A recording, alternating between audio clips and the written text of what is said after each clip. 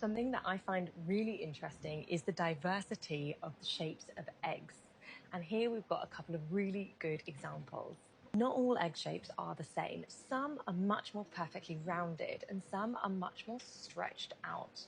Some are shaped like teardrops. Now, scientists have argued for years about why until they realize that the answer is quite simple. It's about flight and their bones.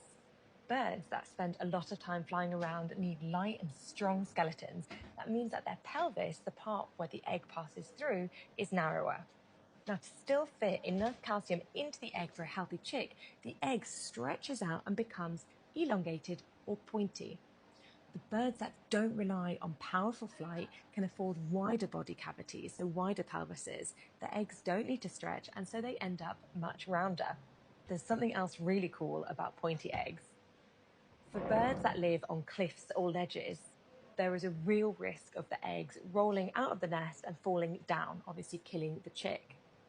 And so the eggs that are more pointy at the end, if you spin them, they'll actually go in a circle. So there is a chance that an egg on a cliff will not fall off the cliff, but it will actually go in a circle around and back to where it's meant to be.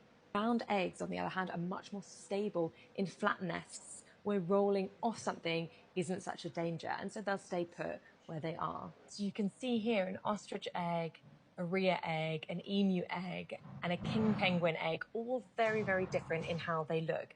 And one of the coolest examples are the cuckoos. Now, cuckoos lay eggs in other birds' nests. When their chicks hatch first, they push the other eggs out that are already in there. Now, if you look, what you're seeing here is two sets of eggs per clutch. In this one, for example, a cuckoo and skylark set of eggs, just in this pot right here, cuckoo and skylark. And you'll see how similar the cuckoo eggs are to the skylark eggs as well.